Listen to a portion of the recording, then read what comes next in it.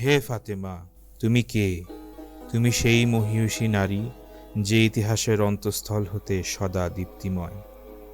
তুমি সেই মহতী নারী, মহান আল্লাহ তোমার সন্তুষ্টিতে সন্তুষ্ট এবং তোমার ক্রোধে ক্রুদ্ধ হন। তুমি সেই মহতী নারী যার ইবাদত বন্দেগীতে আসমান এতটাই আশ্চর্যান্বিত হয়েছিল এ দৃশ্য দেখে যে তোমার পদযুগল মোবারক অত্যধিক ইবাদত বন্দেগীতে ফুলে যেত। তোমার সফর সঙ্গী ও সহযাত্রী হওয়ার ক্ষমতা ও সামর্থ্য জমিনেরও ছিল না, অথচ একই সময় হজরত আলী আলাইসাল্লামের গৃহ তোমার উপস্থিতিতে সবকিছুরই অধিকারী ছিল।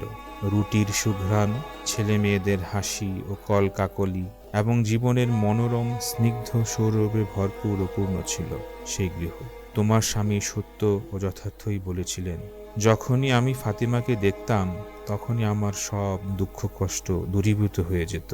সে আমাকে কখনোই কষ্ট দেয়নি এবং আমিও তাকে সংসারের কোনো কাজ করতে কখনোই বাধ্য করিনি। যখন তিনি বলেছেন মহান আল্লাহর ইবাদত বন্দেগী ও আনুগত্য করার ক্ষেত্রে ফাতিমা ছিলেন উত্তম সঙ্গী, তখন তিনি সত্য ও সঠিক কথাই বলেছেন। তুমি তোমার স্বামীর সাথে এমন আচরণ করতে বলেই তিনি যখন বুঝতে পেরেছিলেন যে ঘরে কিছুই নেই এবং মহান আল্লাহর সামনে তীব্র লজ্জাবশত তুমি তোমার স্বামীর কাছে কিছুই চাওনি, পাছে তা জোগাড় করার সামর্থ্য তার না থাকে। হে জগৎসমূহের নারীদের নেত্রী, তুমি সেই মহিয়সী নারী যার কণ্ঠে প্রবাহিত ও জারি ছিল জ্ঞানের আলো।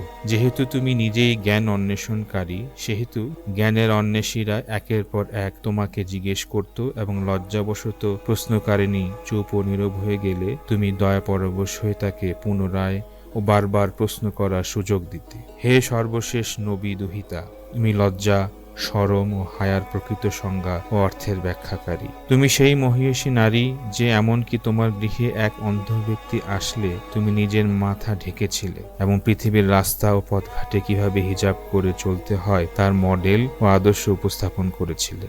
হে ফাতিমা, হে সাহসিকতার উত্তম আদর্শ, তুমি বলে দাও যে কিভাবে তুমি উহুদের তুফান ও ঝঞ্ঝা বিক্ষুব্ধ সেই যুদ্ধ রণাঙ্গনে মহানবীর সাল্লাল্লাহু আলাইহি ওয়াসাল্লামের জখম ও ক্ষতের সেবা করেছিলে এবং তার কপাল ও ললাট দেশ থেকে রক্ত, ব্যথা ও দুঃখ কষ্ট মুছে দিয়েছিলে।